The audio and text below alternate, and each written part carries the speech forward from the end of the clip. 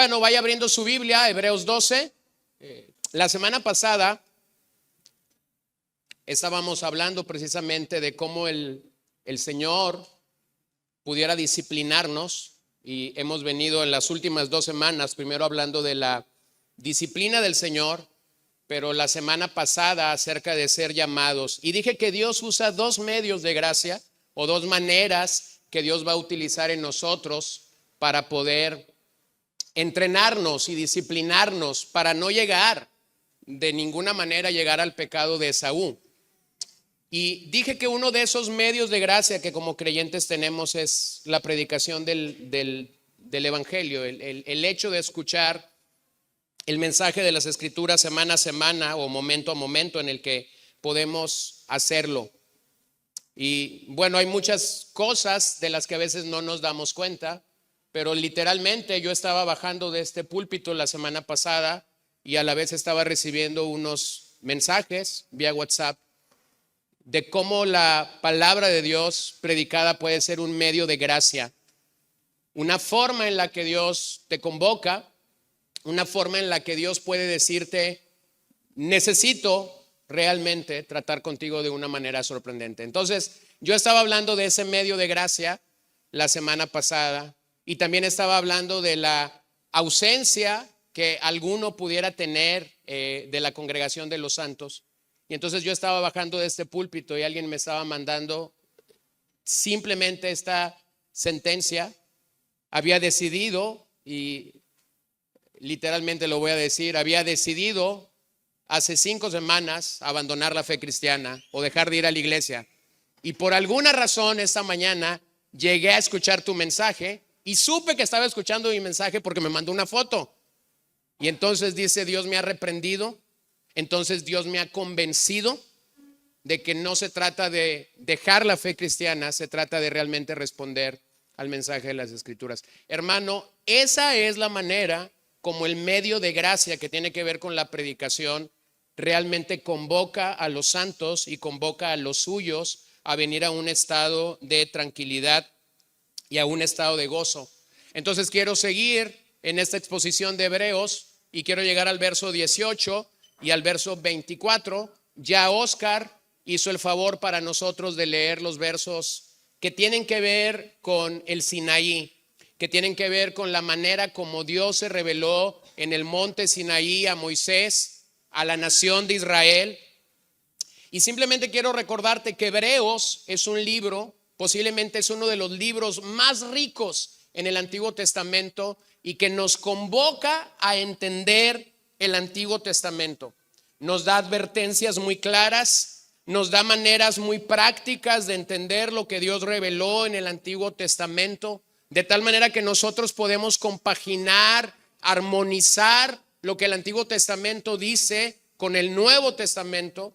Nos lleva a una idea clara de cómo muchas porciones se estaban realmente cumpliendo en Cristo y ahora en la iglesia podemos ver esos resultados.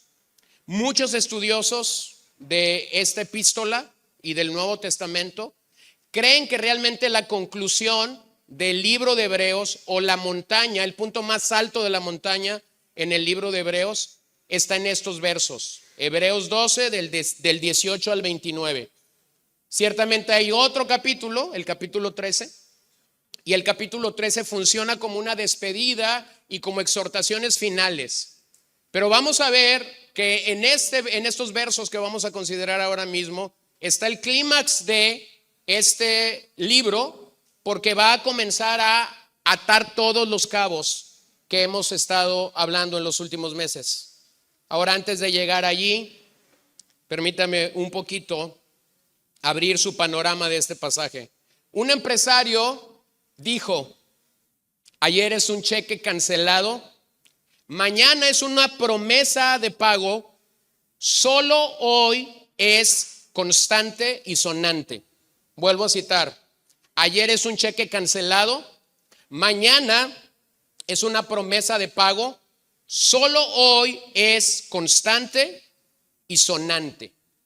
A menudo tú y yo podemos irritarnos por los que desvían nuestra atención hacia el pasado. ¿Te has dado cuenta? ¿Te has dado cuenta que hay gente que vive del pasado o en el pasado? Oh, si todo fuera como hace 30 años. Oh, si todo fuera. Yo sé que conoces gente así, gente que vive en el pasado. Tenemos alguna gente que está viviendo en el futuro. Oh, cuando eso suceda. Oh, cuando mi hijo se gradúe y trabaje y entonces me comienza a ir bien. Valora tu futuro. Piensa si realmente eso que estás creyendo del futuro será una realidad. Pero entonces algunos viven del pasado, otros viven del futuro. Y cuando llegamos a este pasaje, entonces el autor de Hebreos nos enfrenta primero al pasado de la nación de Israel. Nos dice cómo fue el pasado de la nación de Israel. Y segundo, nos dice cómo es el presente de los que estamos en Cristo y el futuro de los que estamos en Cristo. Habla de dos cosas a la vez. Entonces, ponte a pensar en qué está enfrascada la gente que vive a tu alrededor. Posiblemente tus vecinos, tus amigos, tu familia. ¿Qué es lo que está cautivando su atención? Pero a la vez permítame recordar que el contexto de esta epístola es cristianos siendo perseguidos a causa de su fe. Hombres que estaban siendo perseguidos, estaban enfrentando la persecución, vivían preocupados por el hoy. Por el hoy. Ellos vivían enfrentados por salvaguardar sus familias, por lo que iban a comer hoy, por si tenían que huir por causa de la fe. Y ese también es un retrato de muchos de nosotros que podemos estar preocupados por el hoy.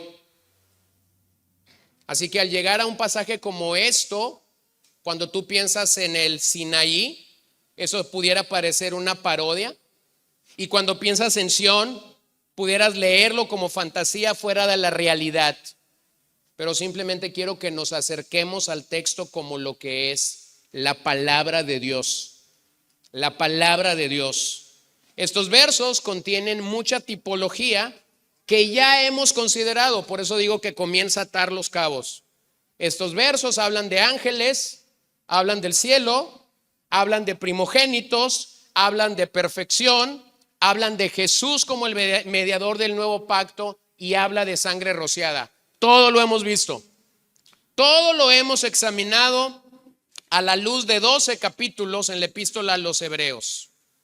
Pero lo que me parece sorprendente es que el pasaje nos acerca a una realidad.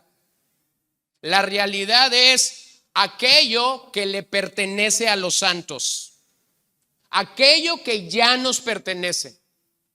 A veces cuando se habla o pensamos en la escatología, en lo que ha de venir, a veces somos muy futuristas y decimos, wow, cuando Cristo venga o cuando Cristo haga eso o cuando Cristo haga lo otro. Y estamos pensando en el futuro, pero este pasaje te dice de aquello que ya pertenece a los santos y lo hace presentándonos dos montañas.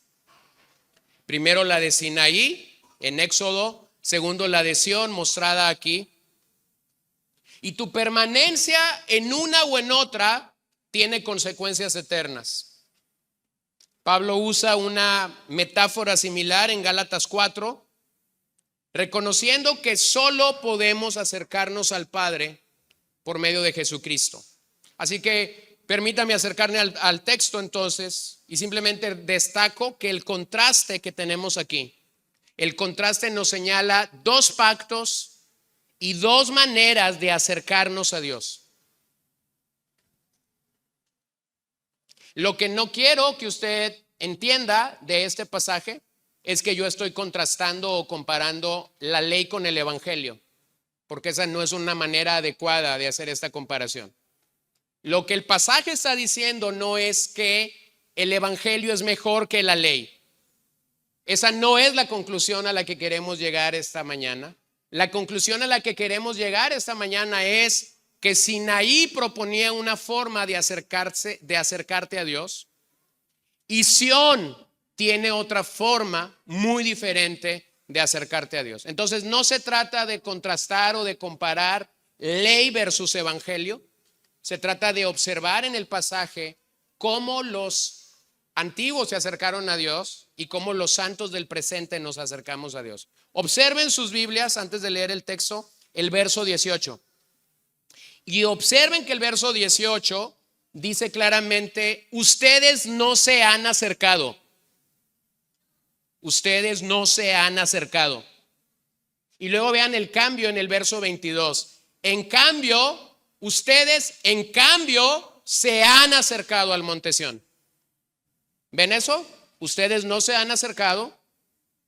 Ustedes en cambio se han acercado al monte Sión. La palabra acercarse allí es la palabra griega proserchomai. Significa simplemente esto: aproximarse, acercarse, procurar ir. Y esa no es una palabra nueva en Hebreos. De hecho, es una palabra que hemos venido observando una y otra vez en el 4:16, 7:25, 10:1, 10:22, 11:6 y 12:18. Entonces, lo que la epístola ha venido diciéndonos una y otra vez es: acércate a Dios, acércate a Dios, acércate a Dios. Cree que Él es, acércate a Él. Así que la clara palabra del autor a los Hebreos al finalizar o al cerrar la epístola es: necesitamos acercarnos a Cristo. Necesitamos acercarnos a Cristo. Así que vamos a ver estos dos montes, vamos a ver lo que sucedió allí y finalmente vamos a ver lo que la preciosa sangre de Cristo ha hecho y ha logrado para nosotros. Así que simplemente antes de leer, permíteme decirte que debemos perseverar porque ya hemos llegado al monte Sión. Ya hemos llegado al monte Sión. No es que vamos a llegar, ya hemos llegado al monte Sión. Entonces leamos los primeros versos y revisemos aquí el primer pacto y su transitoriedad. Hebreos 12, versos 18 al 21. Porque ustedes no se han acercado a un monte que se puede tocar, ni a fuego ardiente, ni a tinieblas, ni a oscuridad, ni a torbellino, ni a sonido de trompeta, ni a ruido de palabras, tal que los que oyeron rogaron que no se les hablara más, porque ellos no podían soportar el mandato. Si aún una bestia toca el monte, será apedreada. Tan terrible era el espectáculo que Moisés dijo: estoy aterrado y temblando. Bueno, cualquiera lee eso y posiblemente le da miedo, ¿no? Tú dices: ¿cómo es que esto era una realidad? Bueno, entonces a la luz del Antiguo Testamento, el monte Sinaí está comunicando algo. El monte Sinaí realmente restringe el libre acceso a Dios. Lo que tú lees en estos versos es que Sinaí realmente está restringiendo el libre acceso a Dios. Si aún una bestia se acerca al monte, entonces esta tiene que morir. Y entonces vean esta actitud de Moisés: estoy temblando, estoy aterrado, estoy atemorizado. Pero no podemos perder de vista una realidad. Fue en este monte donde se dio la ley. Fue en esta montaña donde Dios quiso compartir la ley con su pueblo santo en el Antiguo Testamento. La realidad es que cuando lees los versos que Oscar hizo el favor de leer esta mañana para nosotros, la realidad es que a nadie le hubiese gustado estar allí, por lo menos en la expresión o en la actitud de lo que nosotros revisamos en este pasaje. No lo digo como lectores o como oyentes del Nuevo Testamento. Lógicamente nosotros leemos este escenario y decimos: ay Dios, gracias que no estoy ahí. Pero esta gente no tenía la revelación completa de las Escrituras. Esta gente no tenía el escenario completo de la historia de la redención. Cuando lees el Antiguo Testamento, hay que entender que el mensaje de las Escrituras o la revelación en las Escrituras fue progresiva. No tenían todo el escenario que tú y yo tenemos. La revelación de los antiguos fue siendo progresiva. Cuando cuando la Biblia nos menciona, por ejemplo, que Abraham creyó a Dios y esto le fue contado por justicia, eso no significa que Abraham entendía todo el evangelio como Pablo lo despliega en Gálatas o Romanos. Eso no significa que Abraham entendía la vida, la muerte, la resurrección, la ascensión, la intercesión de Jesús por los suyos. No, simplemente lo que significa es que lo que Dios quiso revelarle a Abraham de sí mismo, eso le fue suficiente. En eso creyó y entonces Dios validó justificarlo por razón de aquello. Entonces estos hombres que están temblando, este Moisés que está temblando y que está aterrorizado ante la montaña, no sabe lo que tú y yo sabemos el día de hoy acerca del evangelio y de la misericordia y la gracia de Dios. Pero esa fue la manera como Dios quiso mostrarse a su nación. Así que, hermanos, ¿qué haces cuando tienes un pasaje como esto? ¿Qué hacemos los predicadores, los maestros de las escrituras cuando tenemos un pasaje? Voy a usar esta expresión sin que sea un atentado a las escrituras, claramente. Cuando tenemos un pasaje tan salvaje como este, ¿qué hacemos? Número uno, decimos lo que dice la Biblia. En otras palabras, no estoy aquí para buscar domesticar o suavizar lo que un pasaje como Éxodo 19 dice. Así lo dice. Así Dios quiso mostrarse. Así Dios quiso revelarse a la nación de Israel. Fue a través de ese potente momento en el que Él quiso hablar, mostrarse, que lo hizo de esa forma. Entonces Moisés advirtió al pueblo de Israel que no subieran al monte, que no tocaran el monte para que no murieran. Ahora ponte a pensar en eso. Si tú hubieras estado allí, el pasaje no lo dice, el pasaje no dice si hubo muertos. Yo creo que hubo muertos y les voy a decir por qué. Porque regularmente al ser humano, cuando se le dice no hagas esto, ¿qué crees que pasa? Lo hace. Es nuestra naturaleza pecaminosa. Es la naturaleza del bebé cuando comienza a gatear o cuando comienza a caminar, que ahí está la abuelita detrás de él. Mijito, no metas tus deditos al contacto, porque si los metes, mijito, te vas a electrocutar. Señora, ¿qué sabe el niño de la electricidad? ¿Qué sabe el niño de lo que es electrocutarse? Lo que usted está haciendo es prácticamente decirle a ese niño: mijo, meta los dedos. Entonces Moisés sale y dice: nadie se acerque al monte, porque el que se acerque va a morir. No sé si tú eras curioso, pero yo me imagino que entre los israelitas había muchos curiosos. Y posiblemente fue precisamente esos curiosos los que dijeron: vamos a probar si Moisés realmente es un líder bueno y que lo que dice realmente se cumple. Entonces, la nación entera, de acuerdo a este pasaje, tembló. Tembló.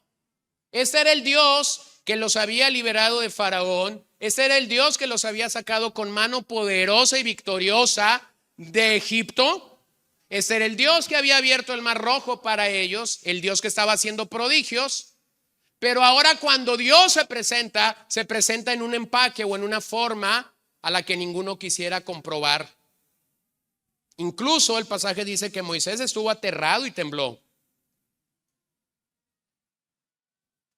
Deuteronomio 5, que es un pasaje paralelo, dice: y dijeron: el Señor nuestro Dios nos ha mostrado su gloria y su grandeza, y hemos oído su voz en medio del fuego. Hoy hemos visto que Dios habla con el hombre y éste aún vive, o sea, el hombre. Ahora pues, ¿por qué hemos de morir? Porque este gran fuego nos consumirá. Si seguimos oyendo la voz del Señor de nuestro Dios, entonces moriremos. Porque ¿qué hombre hay que haya oído la voz del Dios vivo hablando de en medio del fuego como nosotros y haya sobrevivido? Entonces la conclusión, véanla ahí en el verso 27, la conclusión de la nación fue esta: acércate tú y oye lo que el Señor nuestro Dios dice, entonces dinos todo lo que el Señor nuestro Dios te diga y lo escucharemos y lo haremos. Este no era el plan de Dios. Dios estaba queriendo levantar una nación de reyes y de sacerdotes. Pero entonces la nación dijo, no queremos estar allí, vamos a morir. Así que lo que los israelitas hicieron fue pedirle a Moisés que él fuera el mediador entre Dios y ellos como nación, o el mediador entre la nación y Dios, como lo quieras decir. ¿Qué te comunica eso? Que el escenario que ellos vieron debajo de la montaña fue tan real, fue tan vívido, que ellos no quisieron estar allí.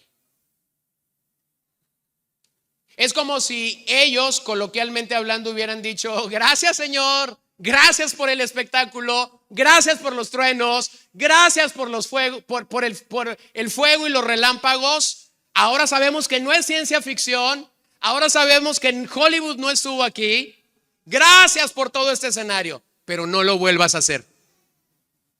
¿Lo ven?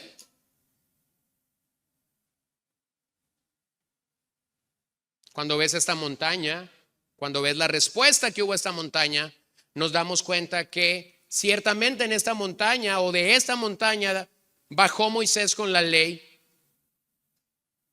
Pero lo que no hay en esta montaña, y tenemos que reconocerlo, lo que no hay es que no hay vida espiritual. No hay salvación para el pecador. Porque la gracia de la ley convencía de pecado. Pero lo que la ley no hacía era salvar. La gracia de la ley convencía del pecado. Es lo que Pablo dice en Romanos, podía traer convicción de pecado. Por la ley supe que soy un pecador. Pero la ley no lo salvó. Decía David en varios salmos, oh Dios, cuánto amo yo tu ley. Maravillosas palabras, pero la ley no lo salvó. Así que este monte nos muestra que todo pecador está destituido al no poder obedecer la ley de manera perfecta. Y vean cómo ellos en este pasaje que hemos leído de Deuteronomio se dieron cuenta de que a pesar de lo que habían visto, habían sobrevivido. Así que Israel realmente entendió que ese era un regalo. No murieron, habían sobrevivido. Es como cuando dices, y sigo vivo.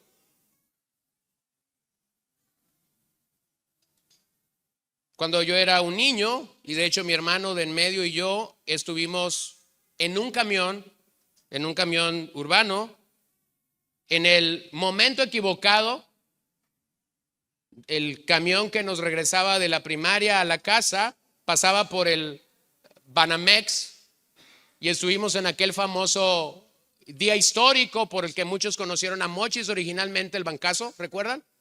Y entonces, recuerdo que cuando llegamos, recuérdenme el cruce de esas dos calles,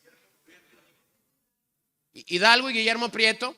Entonces, cuando llegamos al alto de Guillermo Prieto e Hidalgo, solo escuchábamos balazos. Finalmente, dos judiciales subieron al camión, nos bajaron del camión y nos metieron a Sastrería Velázquez, que estaba por ahí sobre esa calle. Y ahí estuvimos 2 o 3 horas mientras balas y balas y balas se escuchaban. Y yo recuerdo la expresión de muchos adultos, mayormente de ancianos que estaban en la sastrería donde mi hermano y yo estábamos. Cada vez que un balazo sonaba, entonces la gente hacía esto. O sea, comenzaba a buscar si el balazo ya les había tocado. Bueno, estaban dominados por el temor. Y el escenario que este pasaje nos comunica es el mismo.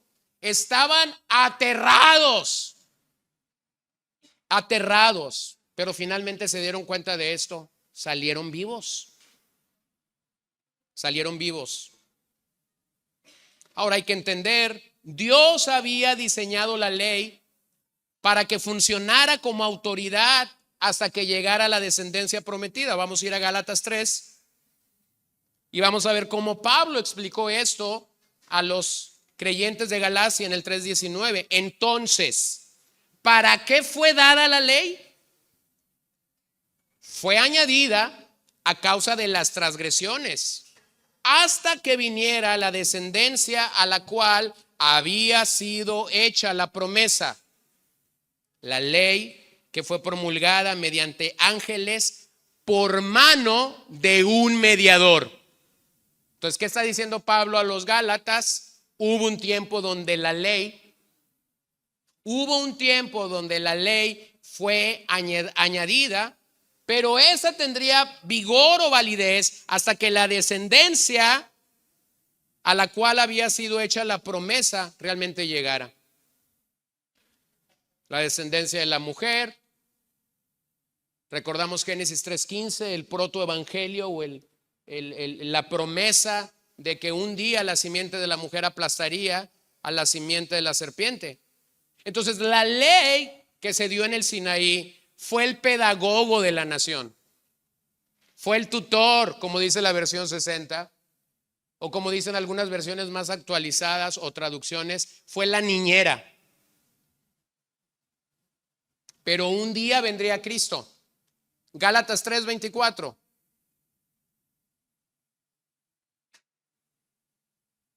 De manera que la ley ha venido a ser nuestra guía para conducirnos a Cristo, a fin de que seamos justificados por la fe. Pero ahora que ha venido la fe, ya no estamos bajo el guía.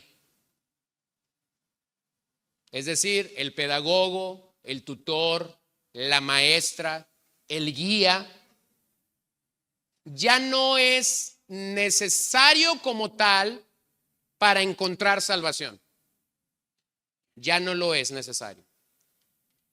La palabra ahí, paidagogos, que se usa, realmente habla de eso, de un pedagogo o una niñera. Y eso ha terminado en la expectativa de mostrarte el pecado y de hacerte sentir como un pecador y de acercarte a los sacrificios que la ley demandaba. Entonces, siempre que hablamos de este tema, surge la pregunta, entonces, ¿cómo nos acercamos a la ley? ¿Cómo lees Éxodo? ¿Cómo lees Levítico, Números, Deuteronomio? ¿Cómo lees el resto de los libros donde hay esta clara evidencia de lo que Dios demandaba? Bueno, hay que ser precisos en ello. Los mandamientos de la ley tienen autoridad sobre nosotros porque son la palabra de Dios.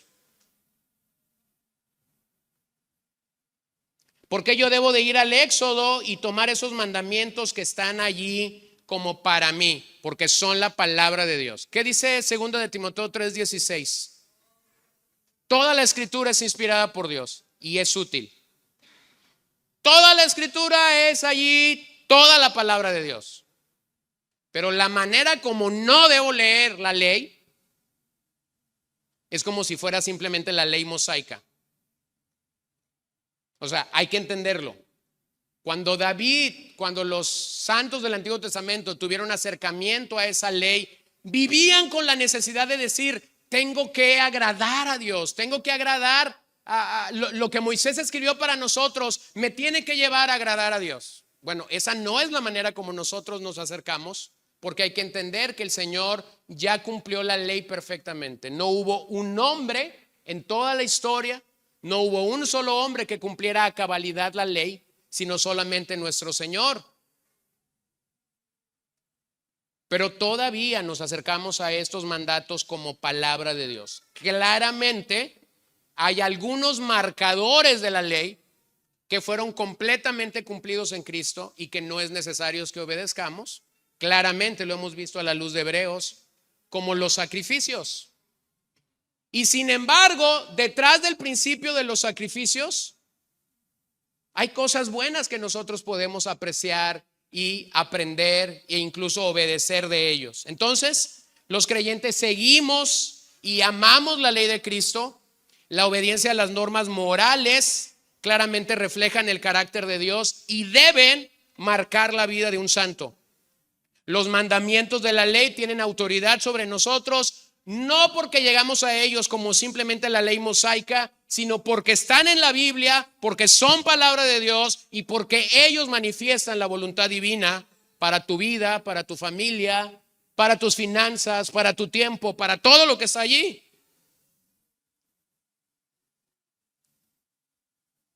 Los israelitas fueron convocados a Sinaí, pero nosotros no somos convocados a estar en esa montaña. Hebreos demuestra la capacidad inherente del Sinaí para tratar con el pecado ante el juicio divino. Así que los creyentes no podían acercarse a Dios por medio de esta montaña, ya que era totalmente inadecuada.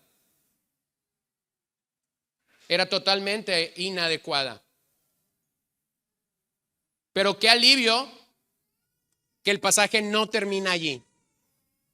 Y podemos pasar de Sinaí e ir a Sión, y podemos pasar del terror de Sinaí y entonces leer y meditar en la alegría, en el gozo y observar la extraordinaria obra que Cristo logró por nosotros y que se nos muestra aquí en Sión. Véanlo en el verso 22 al 24 y revisemos cómo es que el pacto que hay aquí es un pacto eterno, mientras el pacto que se mostró o la forma como Dios se mostró en Sinaí fue temporal. Este pacto realmente es eterno. Lo que está sucediendo aquí realmente es eterno. Ustedes, en cambio, se han acercado. Aquí está el cambio.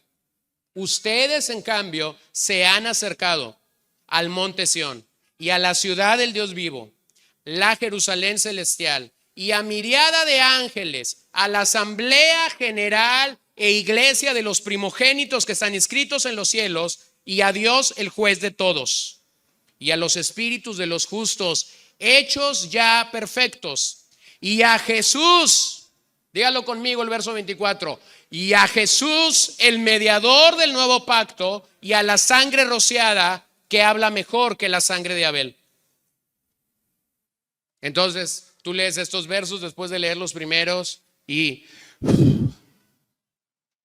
baja tu estrés, baja tus nervios, porque claramente la forma como Dios se presentó en medio de ese terror, en medio de ese temblor, hay un tremendo cambio en este pasaje. Por un lado, Sinaí niega el acceso, por otro lado, el monte Sión nos da libre acceso a Dios. Nos proporciona la manera, la forma, la persona, la sangre al mediador del nuevo pacto para poder entrar en comunión con Dios. Es en este monte, mientras en Sinaí no hay salvación, es en este monte donde nosotros realmente experimentamos el perdón de Dios de manera plena, de manera completa. Es en este monte donde entendemos que Cristo ya cumplió perfectamente lo que Sinaí demandaba. En ese sentido, debemos de ser claros, Jesús no anula la ley, Jesús cumple la ley perfectamente e internamente. De acuerdo al Evangelio, Él no viene a abrogar, a quebrar con la ley, Él viene a cumplirla perfectamente. ¿Por qué? Porque no había existido un solo mortal que pudiera obedecer a Dios perfectamente. Un solo mortal que pudiera obedecer a Dios a toda cabalidad. Entonces, hermanos, gracias a Dios, no somos llamados a estar en Sinaí. El llamado de la iglesia es un llamado a estar en Sión. Pero hay que observar algo en este pasaje. El tiempo de los verbos. El tiempo de los verbos, aquí en el verso 22 al verso 24, muestra algo muy interesante. Muestra que estas cosas ya sucedieron y van a suceder. Vuelvo a decirlo. Es un poco difícil de entenderlo. Pero lo que los verbos comunican en el verso 22 y 24 es cosas que ya sucedieron para nosotros, pero no han sucedido aún o no han sucedido en toda cabalidad. Entonces, a nivel teológico, eso es lo que en el Nuevo Testamento se conoce como un punto de tensión. Un punto entre lo que ya ha sucedido y lo que está por suceder.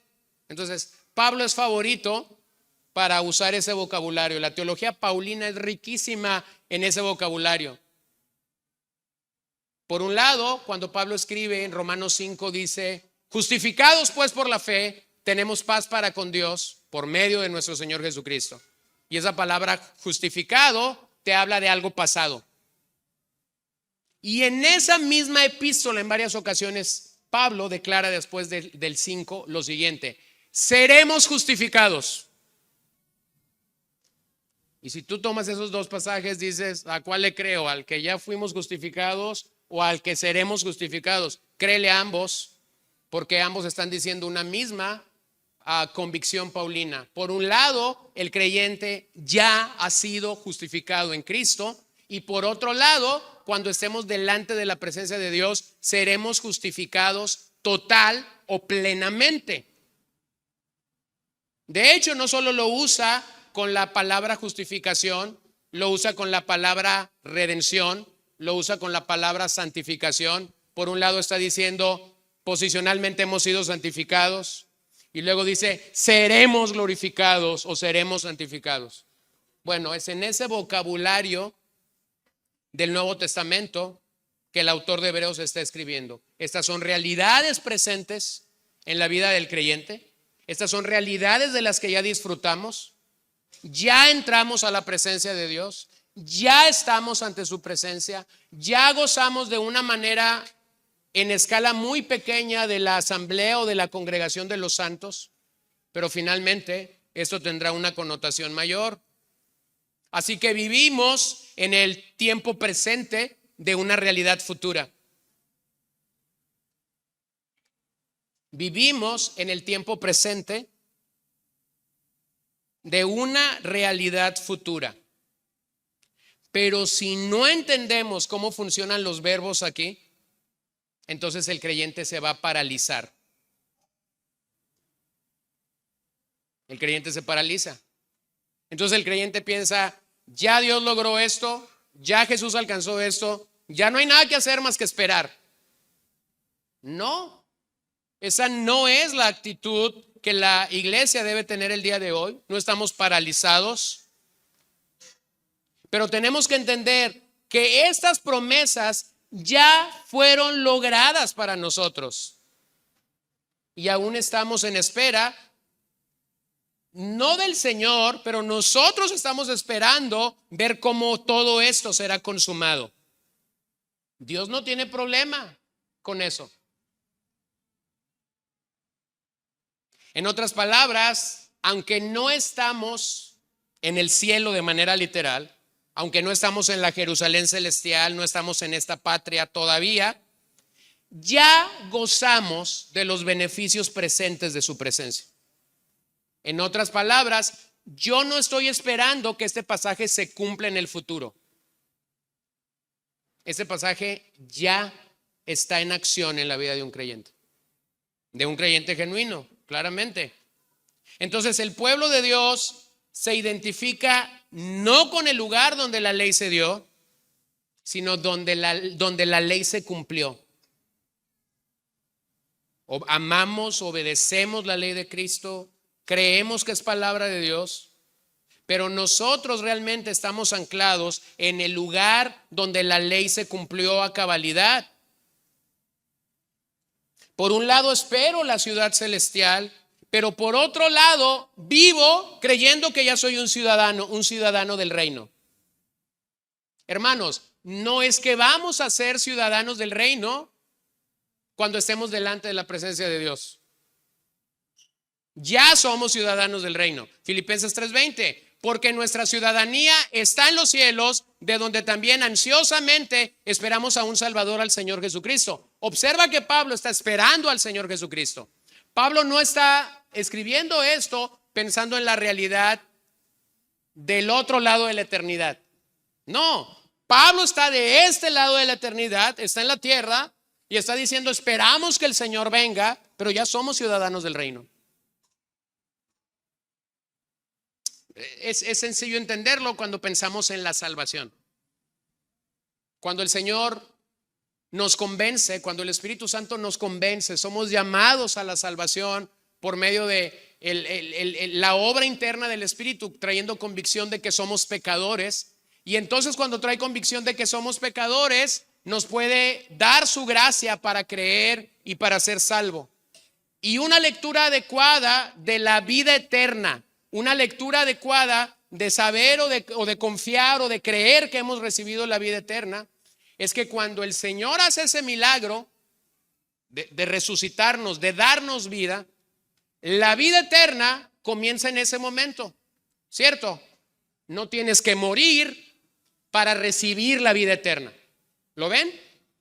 Lo mismo sucede con la idea que tenemos de ser ciudadanos del reino. No es que tú llegas a ser ciudadano del reino cuando llegues a la patria celestial. El día que el Señor nos salvó, el día que tú y yo fuimos llamados por la misericordia de Dios, ese día el Señor nos hizo ciudadanos del reino. Es lo mismo que Jesús dijo a sus discípulos. Están sorprendidos de que los demonios se someten a ellos mientras habían sido enviados a una misión. Y entonces el Señor les dice esto en Lucas 10:20. Sin embargo, no se regocijen en esto, de que los espíritus se les sometan, sino regocíjense de que su nombre está escrito en los cielos. ¿Dónde estaban los discípulos en ese momento? ¿En la tierra o en el cielo? En la tierra, pero sus nombres ya estaban siendo escritos en los cielos. Entonces llegamos a ser ciudadanos del reino no cuando morimos y somos llamados a la patria celestial. Somos ciudadanos del reino en el mismo momento en el que somos salvos. Por lo tanto, debemos predicar y proclamar que ya llegamos al monte de Sión.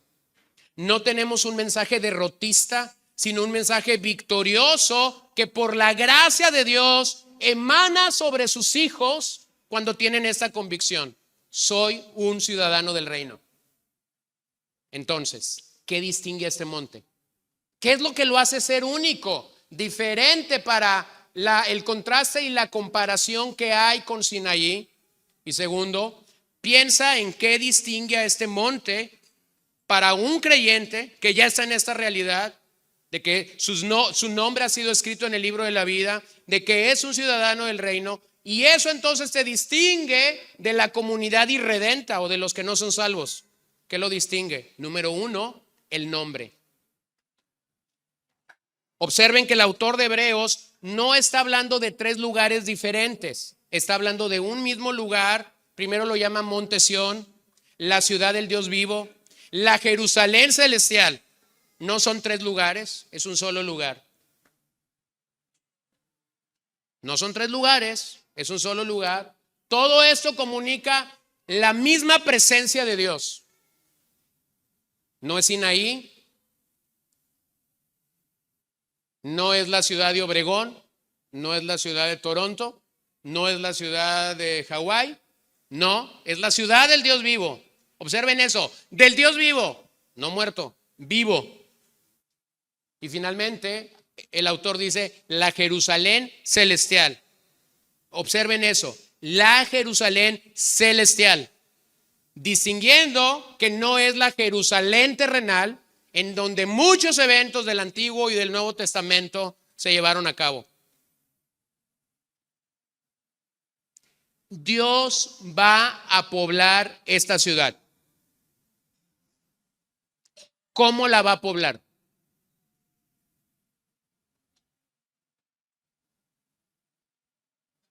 Esa es una pregunta interesante. ¿Cómo la va a poblar? El mismo pasaje nos lo dice. La va a poblar con sus santos. Con sus santos. Su iglesia está allí en Cristo. El trono de David está ocupado por nuestro Señor. Esta es una ciudad real y nosotros somos los ciudadanos, aunque no hemos llegado allí. ¿Lo puede ver? Entonces, esta idea futurista que a veces tenemos cuando leemos de escatología no debe paralizarnos. Porque mientras tú y yo somos llamados a estar allí de manera literal, nuestro trabajo, nuestra chamba es proclamar a este rey. Y como dice finalmente el verso 29, es comunicar a otros que este es un reino inconmovible. Inconmovible. Es comunicar a otros que Dios es fuego consumidor, como lo dicen los versos siguientes. Entonces, ¿qué distingue esa montaña? Número uno, el nombre. Número dos, nos acercamos a millares de ángeles. La palabra miriadas puede ser un poquito difícil en nuestro español, pero no es otra cosa que millares de ángeles. Vean el escenario allí en la Jerusalén celestial. Vean el escenario en la ciudad del Dios vivo. Vean el escenario en el monte Sión. Millares de ángeles. Ángeles. ¿Se acuerdan de Hebreos 1? Jesús es mejor. Jesús es mayor que todos los ángeles. Cristo es eminentemente superior a todos los ángeles. Pero cuando el autor está cerrando esta carta, entonces dice, habrá millares de estos ángeles en la ciudad. Esta ciudad o este monte está poblado de huestes celestiales. Los ángeles siguen siendo criaturas superlativas que irradian la gloria de Dios. Que irradian la gloria de Dios y que testifican de los actos salvadores de Dios. Entonces, nos uniremos a estos millares de ángeles en aquella ciudad y adoraremos a Dios eternamente. Eso es lo que el autor nos está comunicando. Coincide perfectamente con lo que Apocalipsis dice, ¿no? Ángeles adorando al Señor, ángeles ministrando al Señor. Bueno, un día llegaremos allá, pero eso no paraliza nuestra adoración en el presente. No es que tenemos que llegar allá para comenzar a adorar a Dios. Adoramos a Dios desde aquí. ¿Lo puedes ver? Número 3, ¿qué más distingue a este monte? Bueno, no solo el nombre, no solo miriadas de ángeles. Número 3, nos acercamos a la asamblea general.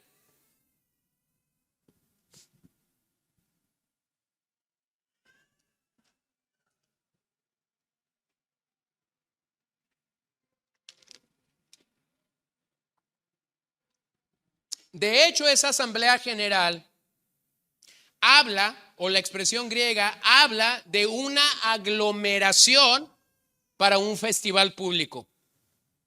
Es decir, estaremos aglomerados delante del Señor. Tendremos un festival público delante del Señor. Pero entonces hay que entender claramente algo. Esaú rechazó su primogenitura. ¿Recuerdan? Unos versos atrás. Esaú rechazó su primogenitura. Y esta asamblea reunida en aquel lugar goza de la herencia de Cristo. Goza de la herencia de Cristo, ya sea en la tierra o ya sea en el cielo. Nosotros gozamos de la herencia de Cristo, ya sea que estás aquí en la tierra o que llegues a los cielos. Pablo lo dice de otra manera.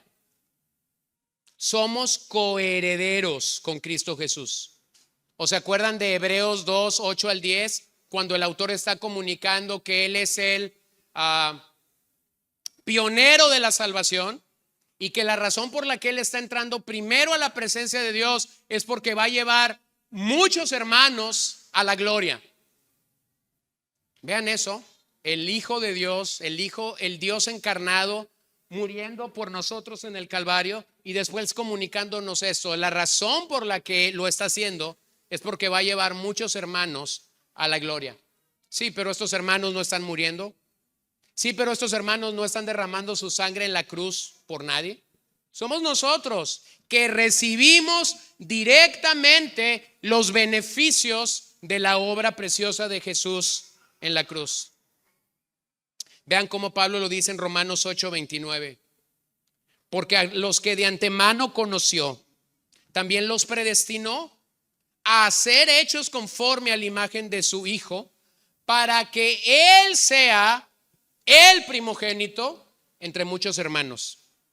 Pablo señala a nuestro Señor como el primogénito entre muchos hermanos. Entonces, hermano, permíteme aclarar algo. Aquí no hay nada superficial. Los santos ya estamos siendo congregados.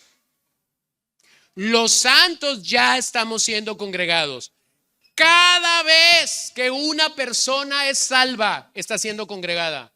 Cada vez que un pecador está siendo llamado por Dios, cada vez que un elegido está siendo sacado, no me importa de cuál punto del universo y de cuál pecado, está siendo sacado para ser incrustado en la iglesia de Cristo, ese hombre o esa mujer ya está siendo un santo y está siendo congregado. Pero eso no termina allí. Los héroes del capítulo 11 ya están congregados. Entonces necesitamos tener una realidad. El cielo, los nuevos cielos y la nueva tierra no son un lugar despoblado. Son un lugar poblado donde nuestros hermanos que murieron creyendo y que por gracia pueden estar delante del Señor ahora mismo, simplemente se nos han adelantado.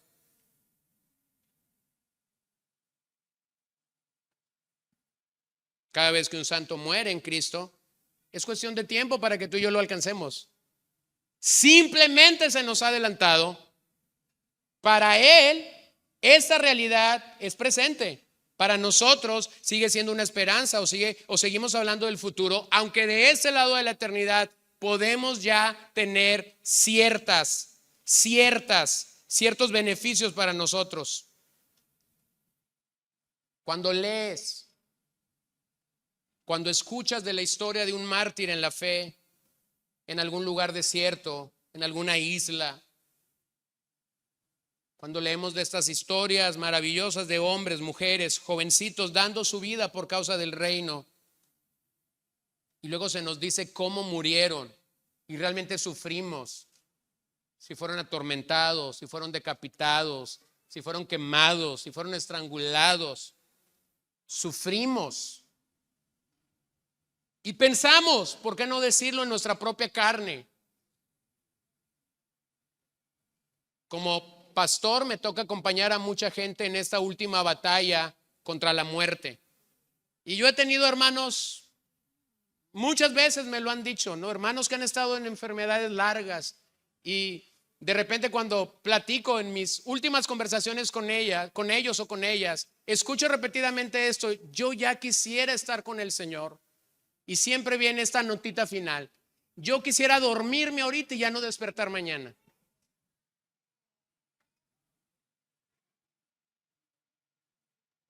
No, nadie está diciendo quiero que me dé un paro respiratorio, quiero que me dé un paro al corazón. Nadie está pensando en eso, ¿verdad? Nadie está pensando en los horrores finales, a lo que Pablo llamó el postrero, el último enemigo, la muerte. Nadie está pensando en eso. Bueno, cuando sabemos de un titán, de un campeón de la fe muriendo de esta forma, hay este sentido de decir: ay, pero ¿por qué tuvo que ser así? Y finalmente viene este alivio: pero ya está con el Señor. Como les decía el jueves, supimos de este pastor en la semana que murió quemado en este incendio en su hogar. Y bueno, lees estas notas y dices: ¿por qué tuvo que ser así? Pero inmediatamente, hermanos, tenemos que reconciliarnos con la soberanía de Dios y decir: bueno, Señor, lo bueno es que ahora ya está contigo.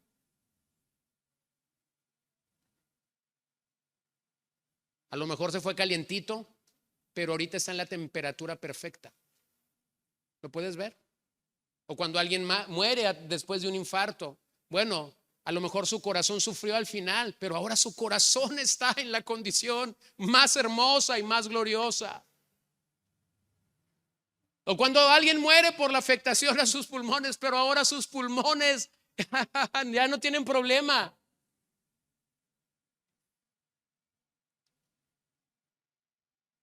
Entonces, hermanos, ya hemos sido unidos a la membresía eterna con la congregación de los primogénitos que están inscritos en el cielo.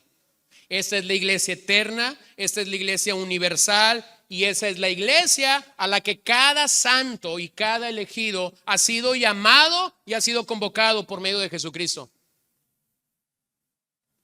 Número 4, nos acercamos al juez de todo. Nos acercamos al juez de todo. Vean que el juicio de Dios no es algo ajeno a esta carta. Vean que el juicio de Dios es algo que ya el autor ha mencionado en el 4:13. No hay cosa oculta a su vista, daremos cuenta. O en el 10:30, el Señor juzgará a su pueblo.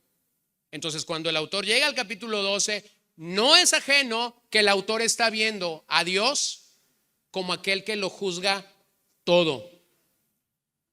El juicio de Dios en este pasaje, el juicio de Dios es una prerrogativa de Dios.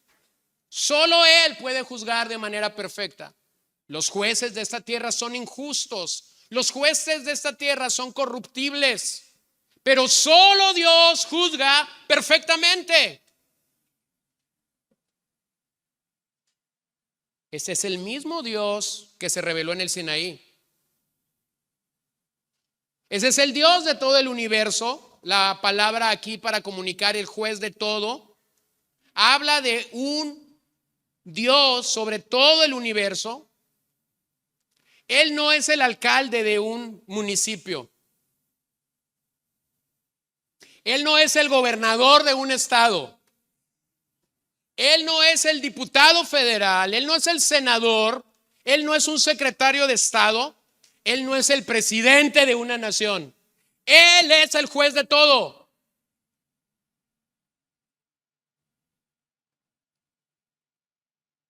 Su papel como juez es universal. El hecho de que la palabra Dios preceda a la palabra juez en este pasaje subraya su santidad. Es decir, cuando nos dice que Dios es juez, también nos está comunicando que Dios es santo.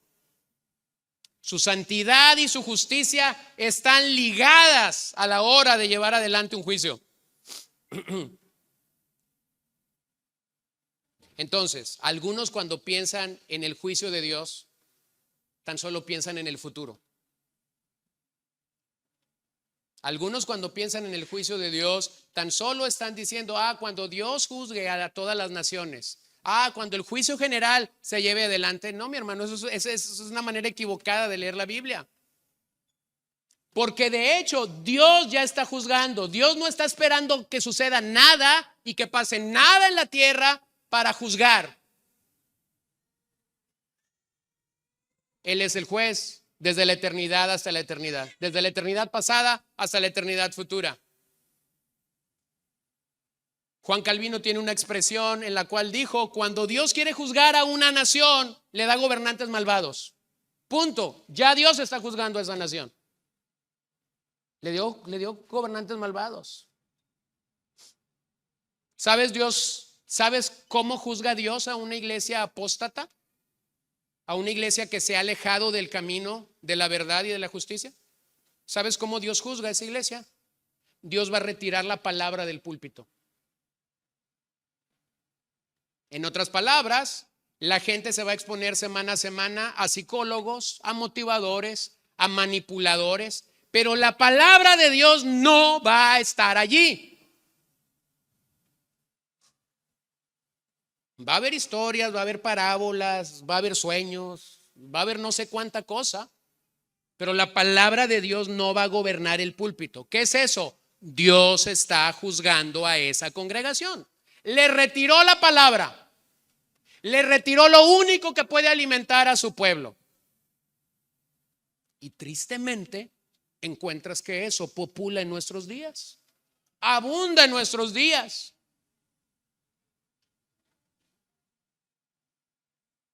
A veces pensamos que a la gente se le está yendo el rollo, ¿no? Sobre todo cuando ya están creciendo y se le comienza a ir como que los pensamientos, ¿no? Y entonces estaba una señora de estas que cruza los 80 años. Estaba escuchando un mensaje y escucha a varios predicadores. Y estaba escuchando un mensaje y esta señora, que pareciera ser que la onda ya se le está yendo, le comenta a los que estaban con ella escuchando el mensaje: pareciera ser que este mensaje sí es bíblico. Sí, de la dieta que tiene de 3, 4 mensajes, ninguno de los otros citan la Biblia, o hacen con la Biblia lo que quieren, pero cuando escucha este mensaje dice: qué raro, este sí usa la Biblia. A veces pensamos que la gente está medio yéndosele el rollo, pero resulta que está más cuerda que los que aparentemente deberíamos de estar cuerdos.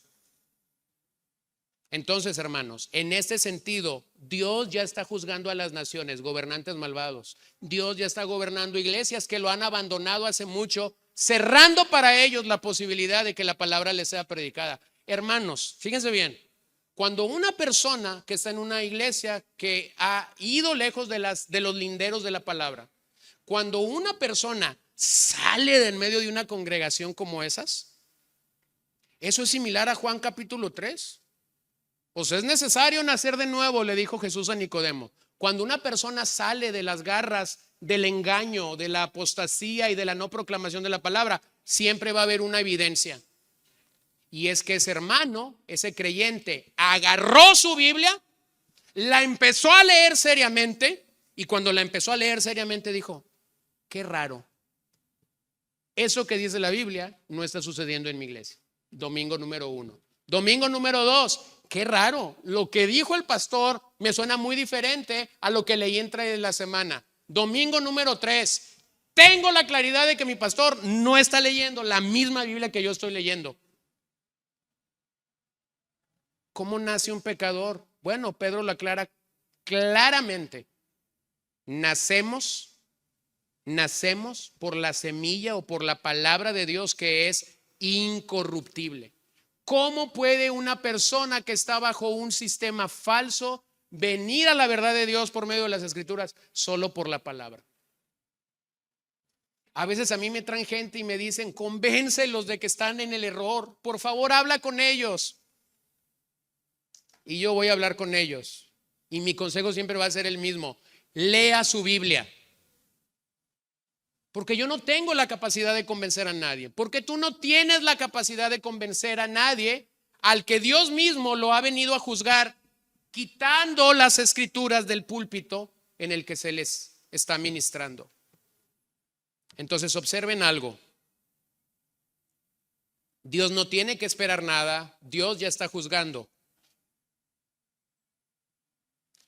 Y entonces es aquí cuando el asunto se pone serio, porque después de comunicarnos que hay una gran fiesta en el cielo, el autor parece ser retoma lo que el verso 21 dice. Cuando el autor toma bajo las palabras de Moisés y nos recuerda que Moisés estuvo aterrado y temblando. Entonces, hermanos, en ambas montañas, en Sinaí y en Sión, realmente nosotros vamos a enfrentar a un Dios inmutable. Realmente nosotros vamos a enfrentar a un Dios que juzga todas nuestras acciones. Y eso va a parecer para algunos de los que están en esta sala o que nos ven por transmisión algo como esto: el gozo se fue al pozo. De esta actitud de festín, de esta actitud de decir: oh, la asamblea de los santos, ya fui salvo. Entonces el autor te dice: Dios es nuestro juez. Entonces tengo que ser preciso en esto. Aunque Dios nos libró de los terrores del Sinaí, esto no debe producir una confianza liviana y equivocada en nosotros. Y de hecho el autor lo va a volver a decir versos más adelante: Dios es fuego consumidor. El autor no va a decir Dios era fuego consumidor. El autor va a decir: Dios es fuego consumidor. Permítame considerar las palabras de el profeta de antaño, Malaquías, cuando dice: porque yo al Señor no cambio. Versiones más antiguas: no mudo. Pero ustedes, oh hijos de Jacob, no han sido consumidos. Dile a tu vecino: Dios no cambia.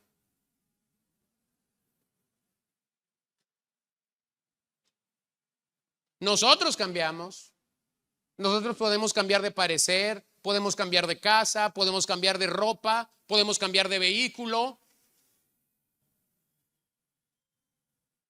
Entonces, permíteme ser preciso en esto.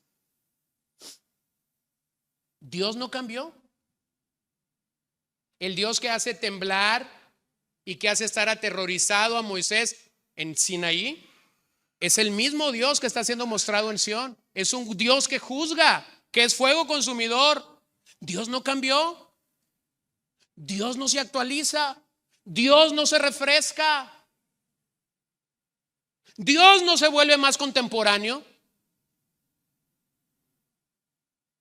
Porque de hecho, si lo hiciera, y claramente no lo hace, es atentar contra el atributo de su inmutabilidad. Pero de hecho, si lo hiciera, entonces todo esto se acabó. Dios es Dios, eternamente Dios es Dios. Entonces Dios no cambia. Lo que cambió en Sión es la posición del ser humano delante de él. Lo que cambió en Sión es la posición del ser humano delante de él. Entonces no importa que del gozo pases al pozo, pero grábate esto: ya estamos frente al juez de todos, ya estamos frente a su trono. De ese trono de donde emana misericordia y gracia para poder soportar y vivir las pruebas presentes y futuras, es el mismo trono que nos está juzgando. ¿Por qué crees que Dios nos disciplina, como veíamos hace 2 semanas? ¿Por qué crees que Dios nos disciplina? Porque Dios es un juez. Entonces Él sabe cuándo aplicar. Esta hija mía necesita esta disciplina. Este hijo mío necesita esta disciplina. Aquel hijo mío necesita ser disciplinado en esta área porque necesita ser como mi hijo. ¿Qué está haciendo Dios? Dios está juzgando. Número 5. Nos acercamos a los espíritus de los justos, hechos ya perfectos.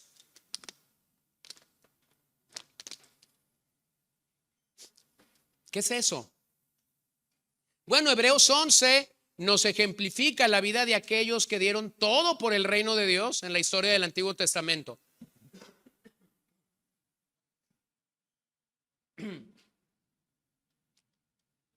Algunos estudiosos distinguen entre estos espíritus de los justos hechos ya perfectos y distinguen que son los santos del Antiguo Testamento, los que murieron antes de Cristo. Entonces ellos explican que esta expresión comunica que los santos del Antiguo Testamento fueron justificados cuando murieron, pero solo llegaron a ser perfeccionados cuando Cristo murió por nosotros. Murió por nosotros y murió por ellos. Aquellos creyentes que no habían tenido el todo del evangelio, pero que habían creído al Señor en lo que se les había revelado. Bueno, esa es una manera de entender el pasaje. La otra manera de entender el pasaje es que la palabra perfecto en esta carta nos ha venido comunicando la idea de una salvación completa. Simplemente, cada vez que la expresión completa se ha utilizado en Hebreos es para comunicarnos la idea de una salvación que es completa. Una salvación a la que ya no le hace falta nada. Pero si agrego esto. Pero sí. No, ya fue completa en Cristo. Sea cual sea la interpretación correcta de este pasaje, para ambos grupos, sea que se refiere a los santos del Antiguo Testamento siendo perfeccionados en el sacrificio de Jesús, sea que se refiera a ti y a mí, que cuando venimos a la salvación somos completos en Cristo, para ambos grupos hay una realidad: nuestra justicia Y nuestra perfección depende totalmente de Cristo.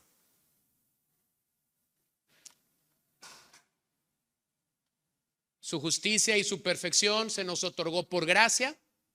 Entonces solo existe la justicia y la perfección de Cristo para ti y para mí. No hay otra. No hay otra. Entonces estos santos, estos espíritus de los justos, hechos ya perfectos, están siendo salvos, están siendo congregados. Número 6. Nos acercamos a Jesús, el mediador del nuevo pacto. Observen cómo el autor nos ha dicho en varias ocasiones que nuestro Señor ya está en el lugar santísimo. Ya está en el lugar santísimo celestial, haciendo por nosotros lo que nadie puede hacer, interceder por nosotros. Pablo lo dijo en 1 Timoteo 2:5, tenemos un solo mediador entre Dios y los hombres. No solo Él medió en el Calvario, Él está mediando ahora mismo al interceder por nosotros delante del trono de Dios. Vean el énfasis en el que el autor ha estado hablándonos a lo largo de la epístola. Hebreos 7:22. Por eso Jesús ha venido a ser fiador de un mejor pacto. Hebreos 8:6. Pero ahora Jesús ha obtenido un ministerio tanto mejor, por cuanto Él es también el mediador de un mejor pacto, estableciendo sobre mejores promesas. Hebreos 9:15. Por eso Cristo es el mediador de un nuevo pacto, a fin de que, habiendo tenido lugar una muerte para la redención de las transgresiones que se cometieron bajo el primer pacto, los que han sido llamados reciban la promesa de la herencia eterna. Entonces hay una seguridad a lo largo de toda la carta. Jesús es nuestro mediador. Jesús es el mediador de un nuevo y de un mejor pacto. Es decir, Jesús no es superficial. Jesús no está agregando nada a nuestras vidas, o sea, no es un valor agregado. Simplemente lo que esta expresión mediador te quiere comunicar es único, es maravilloso. Nadie más lo pudo hacer, nadie más lo puede hacer. Entonces Jesús es la garantía de un mejor y de un nuevo pacto. Él es el mediador. Número 7, finalmente. Nos acercamos a la sangre rociada de Jesús.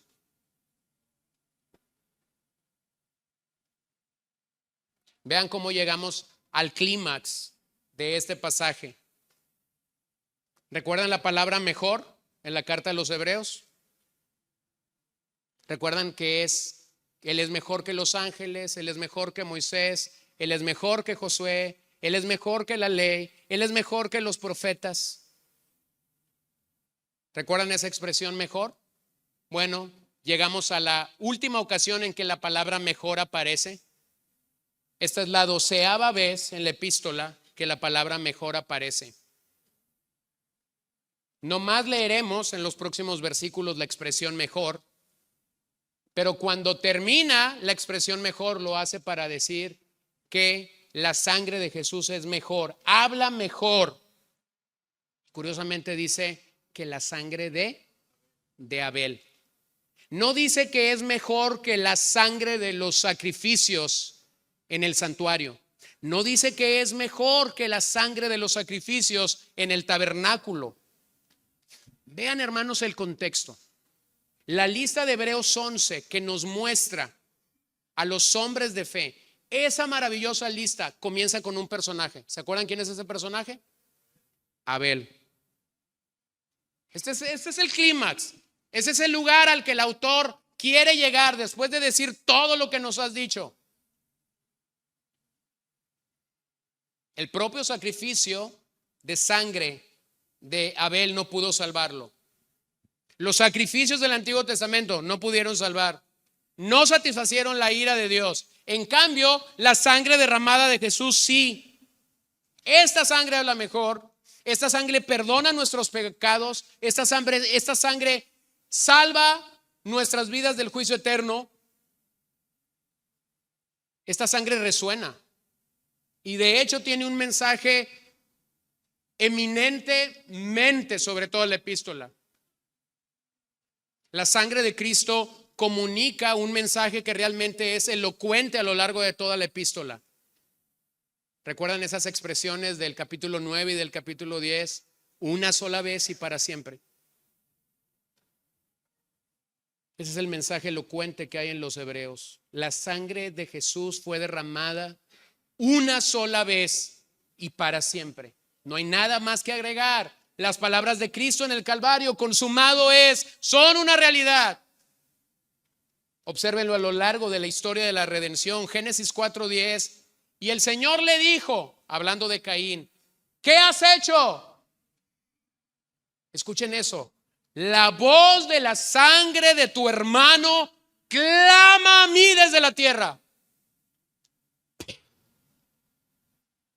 La sangre de Abel clamaba por retribución. La sangre de Abel derramada injustamente clamaba por venganza, clamaba por injusticia, y eso de hecho lo hacía delante del Dios justo. Hebreos 11:4. Por la fe Abel ofreció a Dios un mejor sacrificio que Caín, por lo cual alcanzó testimonio de que era justo, dando Dios testimonio de sus ofrendas, y por la fe estando muerto todavía habla. Habló en Génesis 4:10, pero dice el autor en Hebreos, todavía habla. Todavía reclama retribución delante de la presencia del juez justo. Entonces, mi hermano, ¿por qué es mejor la sangre rociada de Jesús que la sangre derramada de Abel? Mientras la sangre de Abel sigue clamando por venganza y por retribución, la sangre de Jesús clama, se eleva, se levanta pidiendo el perdón y pidiendo la gracia de sus hermanos. Entonces, mi hermano, no hay nada que inventar acerca de la sangre de Cristo. No hay nada que inventar acerca de la sangre de Cristo. Simplemente se nos llama a proclamar lo que la sangre de Cristo hace para nosotros. Nos limpia de todo pecado, nos salva de toda maldad, restaura este asunto que tenemos con la conciencia, nos viene y nos tumba todas las arañas que tenemos en el cerebro por causa del pecado. No hay nada que inventar. Pero hoy en día se inventan un montón de cosas acerca de la sangre de Cristo. Un montón de cosas. Ahora resulta que para que la gente entienda lo que la sangre de Cristo hace, el pastor o los sugieres tienen que hacer culé de fresa y echárselo a la gente para que la gente entienda lo que es que la sangre de Cristo ha sido derramada por nosotros. Basura, hermanos, basura. Cosa que los evangélicos hacen el día de hoy, que nada tienen que ver con la obra perfecta de la cruz de Cristo. Basura. Se nos manda simplemente a creer que la sangre de Jesús sigue hablando más que la de Abel, porque sigue diciendo hay perdón y hay salvación para todo pecador. Esa es la manera como la sangre habla. No, yo no tengo que usar Kool-Aid para hacer eso. El Kool-Aid se me va a caer con 1 o 2 buenos baños. La sangre de Cristo es eterna y perfecta. Vuelvo a insistir, hermanos, hay muchos clichés y hay muchas cosas que hacemos por tradición en la fe evangélica. Pero tampoco la sangre de Cristo es utilizada en las Escrituras para cubrir a nadie. Te cubro con la sangre de Cristo desde los pies hasta la cabeza. Dígame el capítulo y el versículo donde eso existe en la Biblia. No existe. No existe.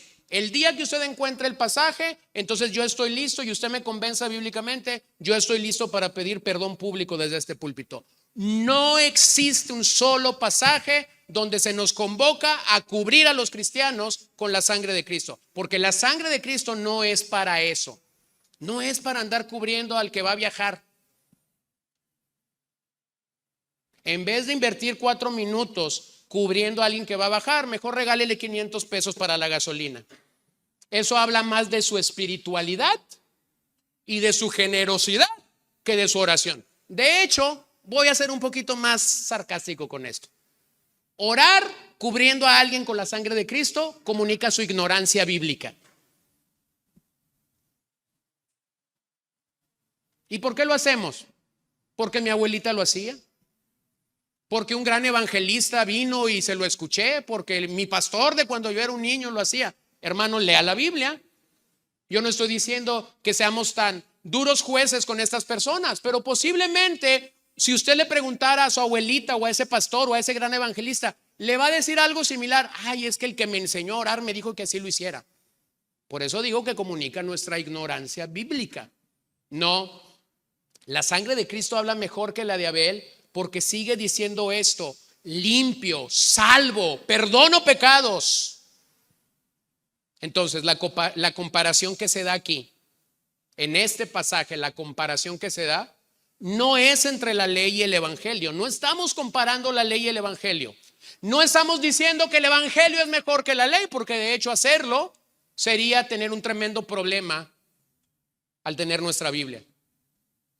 Lo que aquí se está comparando es el terror y la gloria entre dos montañas. Pero el Dios al que servimos sigue siendo un Dios inmutable. Él es el juez que estuvo en Sinaí.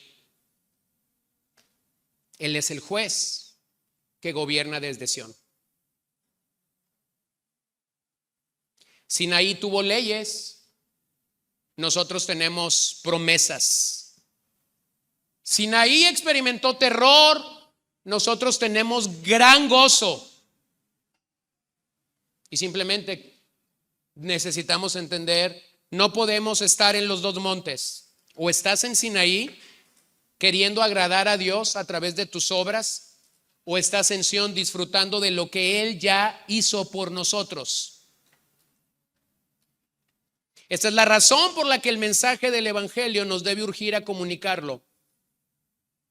Ahora en Cristo podemos venir a este monte porque nos da seguridad y despliega la sinfonía de toda la creación. Entonces, ¿y ahora qué? ¿Qué hago con esa comparación? Vive como un ciudadano del reino. Vive no esperando el futuro. Vive en la seguridad de lo que ya Cristo ha hecho por ti, de lo que ya Cristo ha hecho en ti, de cómo Cristo te está congregando, de cómo Cristo te está restaurando.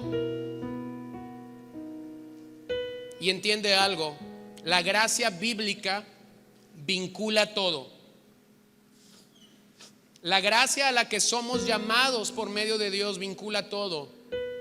Eso me va a llevar y te debe llevar a ti a abrazar a Jesús como sacerdote, a abrazar a Jesús como el mediador de un mejor pacto, a abrazar a Jesús como el sacrificio por los pecados, a abrazar a Jesús como el gran intercesor, a abrazar a Jesús como el Señor del universo, a abrazar a Jesús como el juez de todo. Entonces permíteme preguntar 4 cosas. ¿Comunicas este mensaje de gracia efectivamente? ¿Estás hablando de cómo la sangre de Cristo habla mejor que la de Abel? Lo segundo, pregúntate, ¿tu mensaje está cerca de Sinaí o tu mensaje está cerca de Sión? ¿Tu mensaje tiene que ver más con no, o tu mensaje tiene que ver con disfrutar lo que Cristo ya logró y alcanzó para nosotros en la cruz? Tercero, ¿estás llamando a las personas a la gracia, a la relación con Dios, al gozo en el Señor? Y por último, ¿qué estamos haciendo con la herencia que se nos confió? ¿Qué estás haciendo con todas estas realidades presentes y futuras? Lo que ya se te confió en Cristo, lo que ya eres en Cristo, ya eres un ciudadano, ya eres un embajador, ya eres un santo, ya eres parte de la asamblea, ya eres parte de los espíritus justos hechos perfectos, ya eres parte porque estás completo en Cristo. Entonces en Sión tendremos la justicia y perfección de Cristo plenamente. Ahora tenemos un atisbo. Su preciosa sangre nos garantiza una herencia que es eterna y asegura el perdón de nuestros pecados. Su preciosa sangre salpica confianza. Su preciosa sangre salpica seguridad del perdón total. Su preciosa sangre nos acerca a su presencia. Pero no olvides algo, que este mismo hombre que dice todo esto sigue diciendo en unos versos: Dios es fuego consumidor. En otras palabras, aunque podemos disfrutar de todas estas misericordias y bellezas del Evangelio, no seamos como muchos el día de hoy. No seamos como muchos que podrían comprar fácilmente miles de calcomanías que dicen: sonríe, Cristo te ama, pero no estarían dispuestos ni siquiera a acercarse a un lugar que diga: tiembla porque Dios es fuego consumidor. El Evangelio es maravilloso, ¿no lo crees? Su sangre nos limpia, nos perdona, nos restaura, nos hace ser parte de un pueblo llamado, salvado. Pero a la vez el Evangelio nos dice: tiembla delante del Salvador, Él lo juzgará todo. Y de hecho Él ya está juzgando. Señor, nos humillamos delante de ti esta mañana, porque hay una belleza tremenda al entender que ya no estamos en Sinaí, que no fuimos convocados para estar en Sinaí. Fuimos llamados al monte Sión. Estamos saboreando las glorias de Sión, porque un día el Dios encarnado bajó, se humilló hasta la muerte y muerte de cruz, y estuvo dispuesto a obedecer al Padre a cabalidad, porque la bendita y preciosa sangre de Cristo fue derramada por nosotros en el Calvario. Y hoy esa sangre habla mejor y más fuerte que la de Abel. De hecho, habla mejor que toda la sangre de los sacrificios derramada. Habla mejor que toda la sangre de los mártires derramada por ti. Si nosotros sumáramos la sangre de Abel, la sangre de los sacrificios, la sangre de todos los mártires hasta el día de hoy, quedaríamos cortos.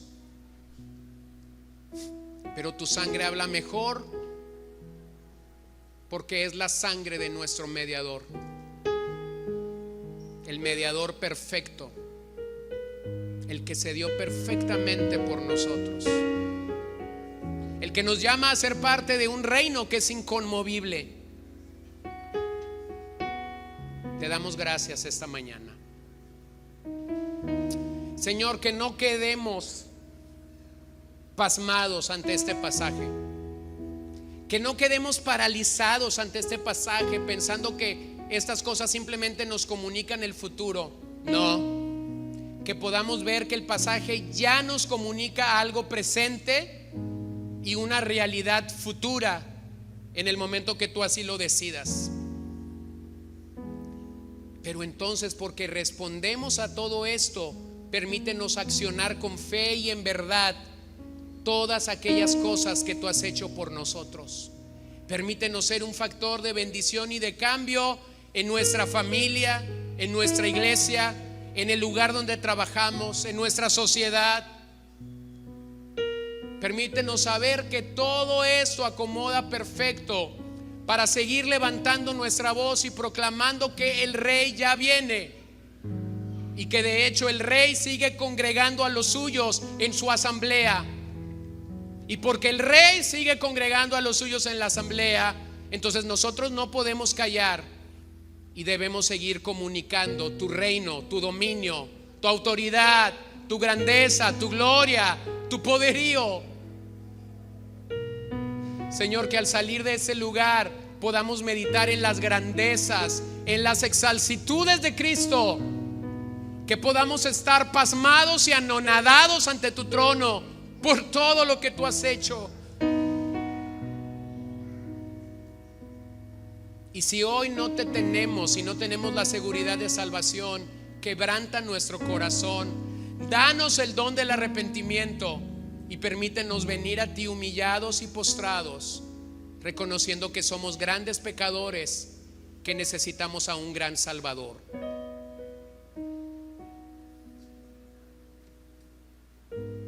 Tu sangre habla mejor